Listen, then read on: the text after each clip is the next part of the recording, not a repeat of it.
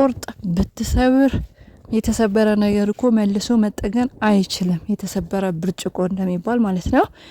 ውድ ቤተሰቦቼ እንዴት ናችሁ? ደህና ናችሁ ወይ? የቻናሌ ቤተሰቦች፣ የኔ ቅኖች፣ የኔ ማሮች፣ የኔ የዋሆች እንዴት ናችሁልኝ? ደህና ናችሁ ወይ?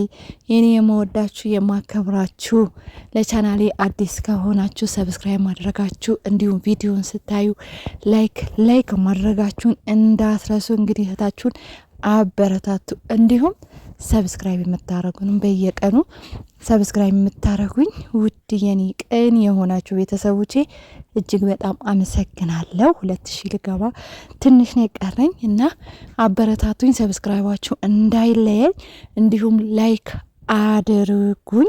ትላንትና ቪዲዮ ሰርቼ ነበረ። ምናልባት ዛሬ የምታዩ ልጆች ካላችሁ ማለት ነው። ማታ ወደ ጉባኤ የሄድኩኝ ነበረ። ቪዲዮ ስሰራው የነበረው ግን ገጠር ውስጥ ነኝ። ኔትወርክ በጣም ችግር አለ ማለት ነው እና ማታ ነው ቪዲዮ እንደውም እንትን ሳላረገው ፕራይቬት ሳላረገው ዝም ብዬ ነበር የለቀቅኩትና ኔትወርኩ አልሰራም አለኝና አሁን ነው ሳየው፣ አሁን ነው የሄደው ቪዲዮ ማለት ነው። ስለዚህ የዛሬ መስሏችሁ ግራ እንዳያጋባችሁ እሱንም እያያችሁልኝ ላይክ ሰብስክራይብ አድርጉኝ። እንዲሁም ይሄንንም እንደዛ አድርጉ ማለት ነው። ቤተሰቦቼ እንግዲህ ትንሱ ዛሬ እውነት አንጀቴን የበላችኝ ማለት በቃ የብቸኝነት ነገር አንዳንዴ ከቤተሰቦቻችሁ ብዙ አለመወለድ፣ እህት አለመኖር፣ ወንድም አለመኖር በቃ ብቸኛ የሚያረጋችሁ እግዚአብሔርን ደግሞ ለምንድን ነው እንደዚህ ያደረገኝ ብላችሁ ከእግዚአብሔር ጋር የምትፋጠጡ እንደዚህ ብቸኝነት እውነት በጣም ነው ያሳዘነችኝ። ገብቷችኋል? እህት ቢኖራት አዲስ አበባ ላይ ወንድም ቢኖራት ይመስለኛል ያለችበትም የተወለደችበትም አካባቢ እህትና ወንድም ያላት አይመስለኝም። አንድ ጊዜ ወንድሜ ነው ብላ አመጣች። እውነት ይሁን ውሸት አላወቅንም ማለት ነው። ግን ታናሽ የሚሆን ታላቅ እህት ሲኖራችሁ ወይም ወንድም ሲኖራችሁ በቃ ማረፊያ ይሆናችኋል፣ ሚስጥራችሁ ይሆናችኋል። እንደዚህ በከፋችሁ ጊዜ ሄዳችሁ ታለቅሱባችኋላችሁ። ስታለቅሱ ውስጣችሁ ያለ ነገር ይወጣል፣ ብሶታችሁ ትገልጹላችሁ አላችሁ። እንግዲህ ዛሬ በባዶ ቤት ማለት ነው እንግዲህ ሰራተኛዋም አባረራታለሁ ብላ እያወራች ነበረ። በባዶ ቤት ብቻዋን ተኝታ እንግዲህ አላዛር ተብዮ ቤት ሰብሮ ገባ ማለት ነው። በነገራችን ላይ እንደዛ አይነት ነገር አይገጥማችሁም? እኔ አሁን በጣም ሲደብረኝ ወይም ሲከፋኝ ማለት ነው ልክ እንደ ትንሱ ነው ማረገው። ለምን እንደሆነ አላውቅም። በጣም ሰው ማውራት አልፈልግም፣ ከሰው ጋር መደባለቅ አልፈልግም፣ ስልክ መደወልስ የተደወለልኝ ማንሳት አልፈልግም። በቃ ጥቅልል ባለ በአንድ ክፍል ቤት መቀመጥ ወይም ደግሞ ወጣ ብላችሁ ማለት ነው ጭር ያለ ቦታ በቃ ቤት የሌለበት ምን እንደዚህ ወንዝ ነገር ታውቃላችሁ፣ ሴጣን ይዞሽ ነው እንዳትሉኝ፣ በቃ ጫካ ነገር ምናምን በቃ ይሄ ካውሬዎች ነጻ በሆነበት በቃ እንደዛ አይነት ነገር ነው እኔ ራሴ የሚያዘ እንትን የሚለኝ በቃ ይሄ የደበረኝ ነገር እንትን የሚለኝ ማለት ነው። እና አንዳንዴ ብቸኛ ስትሆኑ ብዙ የሚጎልባችሁ ነገር አለ። እውነቴ ነው የምላችሁ በጣም ብዙ እና እህት ወንድም ያላችሁ ሰዎች እህታችሁ ወንድማችሁ አመስግኑ። እኔም እህት የለኝም በነገራችን ላይ ግን እህት የመሳሰሉ ከእህትም በላይ የሆኑ አሉኝ። እግዚአብሔር ይመስገን። እግዚአብሔር የሰጡኝ ስጦታዎች አሉኝ፣ ወንድሞች አሉኝ። ስለዚህ ያን ስሜት እኔም ስለማቀው ነው ይሄን ነገር እየተናገርኳችሁ ያለሁት ማለት ነው።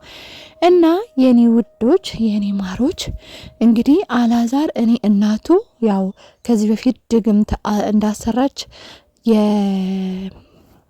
የማሚ ጎረቤት አውርታ ነበር። ማሚ ማለት አልፈልግም በጣም ስላስጠላችኝ ማለት ነውና የማሚ ጎረቤት እንደዚህ ድግም ታሰርታለች ምናምን ብላ ተናግራ ነበረ። ትዝ የሚላችሁ ከሆነ እኔ እንደውም አሁን ሳስበው አላዛር በቃ የእናቱ ድግምት ነው በቃ እሷ ላይ ልጥፍ እንዲል እናቴ እንዲል ያደረገው ብዬ ነው ማስበው ማለት ነው። ምክንያቱም አንድ ሰው እሺ ምርጫ ተሰጠው በቃ እናት የምትመጥ ከሆነ ሂድ ተባለ።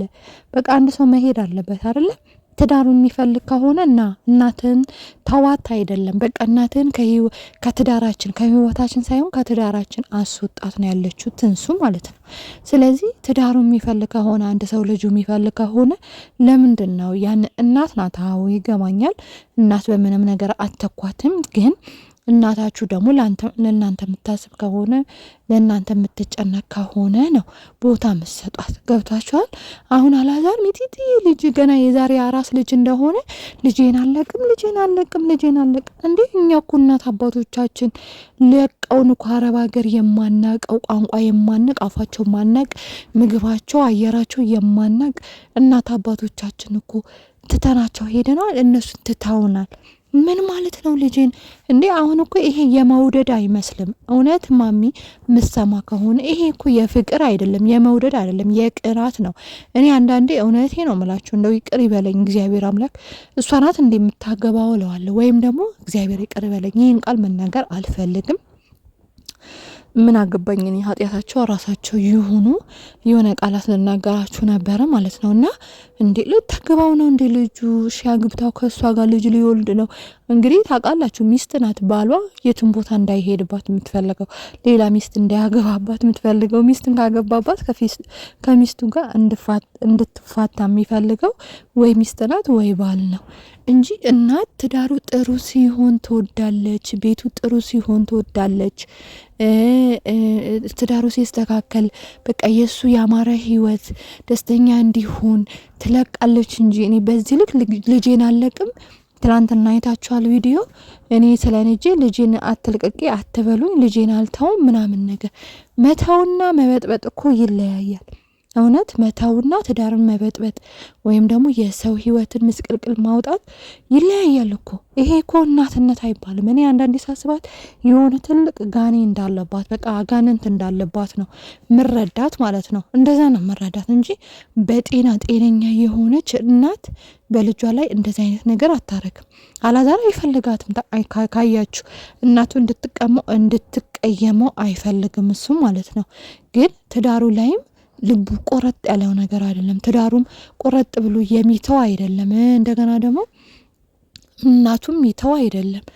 እናቱም ይተው አላልንም እኛ። ግን ትዳሩ አውቆ የሚመራ አይደለም። ልጁ አሊጫ ነው። በቃ እኔ ሞኝ እንዳትሉት አዋቂ ነው የምትሉት፣ አዋቂ እንዳትሉት ሞኝ ነው። እኔ ምን አይነት አሊጫ እንደሆነ ራሱ አይገባኝም ማለት ነው። እውነቴ ነው የምላችሁ። ስለዚህ እንደዚህ አይነት ህይወት ቢቀርስ እና ያው ቢቀርስ እያልናት ትንሱ እንግዲህ ብቻዋን ሆና እንግዲህ በባዶ ቤት እርጉዝ ሆናችሁ ደግሞ በጣም ያስፈራል። ያው የምጥ ጊዜዋ በእርግጥ አልደረሰም። ባለፈው 5 ወሬ ነው ብላን ነበር አይደል? 4 ወር ይቀራታል። ግን ቢሆንም እርጉዝ ስትሆኑ በጣም የሚያስፈራችሁ ነገር ሊኖር ይችላል። ሰው ያስፈልጋችኋል ካጠገባችሁ። በማታ ሊያማችሁ ይችላል። ድንገተኛ የሆነ ነገር ሊፈጠር ይችላል። ስለዚህ አጠገባችሁ ግዴታ ሰው መኖር አለበት ማለት ነው። ትንሱን ግን ይሄኛውን እድል አላገኘችም። እንግዲህ ለነዳሊንም ለጎረቤቶቻቸውም እንደሌለች አድርጋ እኔ ምግቧ ምናምን እንዴት አርጋ እንደምሰራና እንዴት አርጋ እንደምትመገበ ራሱ ባይገባኝም ማለት ነው። ያው እሷም ለተወሰነ ጊዜ ለኛም ብላናለች አይደል? ለኛም እኮ ብላናለች ለተወሰነ ጊዜ ከቤት እንደምትወጣ ምናምን ነገር ስትናገር ነበረ ማለት ነው። ስለዚህ ከቤት እንደወጣች ነው እነሱ የሚያውቁት የነበረው። ግን ዛሬ አቶ ይሄ አላዛር የሚባለው እንግዲህ ቤቱ ፈንቅሎ ገብቶ ትንሱ እዛ አንድ ክፍል ቤት ጥቅልል ብላ ተኝታ የኔ እናት ምስኪን እውነት ጥሩ ጓደኛ እንኳን ቢኖራት እኔ ጥሩ ጓደኛ ሆናት ነበረ። እውነቴ ነው የምላችሁ ጥሩ ጓደኛ እንኳን ቢኖራት ማለት ነው። በቃ ገብቷችኋል። አንዳንዴ ጥሩ ጓደኛ በነገራችን ላይ ከእህትም ይበልጣል። አንዳንድ ጓደኛ ደግሞ ምቀኛ፣ በእናንተ ላይ የሚቀኝ የእናንተ ጠላት፣ እናንተ ለሱ መልካም ነገር ስታስቡለት፣ ጥሩ ነገር ስታስቡለት፣ በልባችሁ መልካም ነገር እየፈለቀ እሱ ግን ዙሪያ ጠምጥም ተንኮለኛና በእናንተ ላይ የሚቀኑ ጓደኞች አሉ። በነገራችን ላይ ከእንደዛ አይነት ጓደኞች እውነት ለመናገር ግን እንደ ትንሱ ብቻውን ሆኖ ዘላለም የኖረ ይሻላል። ምናልባት እንደኔ ክፉ ጓደኞች ከገጠሟችሁ ማለት ነው። እና ጥሩ ጓደኞች ደግሞ ከእህትም ከእናትም ልጅ በላይ የሆኑ መልካም የሆኑ ጓደኞች የእናንተ መነሳት የእናንተን ስኬት የሚፈልጉ የእናንተን ይሄ መውደቅን ማይፈልጉ የእናንተን መከፋትን ማይፈልጉ የእናንተ ፊታችሁ መጥቆር ማይፈልጉ ብዙ ቅን ልባቸው ቅን የሆነ ጓደኞችም አሉ በነገራችን ላይ ማለት ነው። ግን ከአንዳንዶቻቸው እንደ ትንሱ ቢጠቅለል ብሎ መተኛት ይሻላል ማለት ነው። እና የኔ ውዶች እንግዲህ ትንሱ እግዚአብሔር አምላክ ይርዳሽ። ሌላ ምን እንላለን? ያቺም ሴትዮዋም እግዚአብሔር ልቦና ይስጣት። እኛም እንወድሻለን። አይዞሽ፣ አትከፊ። ውድ ቤተሰቦቼ እንግዲህ ቻናሌን ሰብስክራይብ ያደረጋችሁ ላይክ ያደረጋችሁ አሁን ቤተሰቤ ሆኑ። ወዳችኋለሁ። ባይ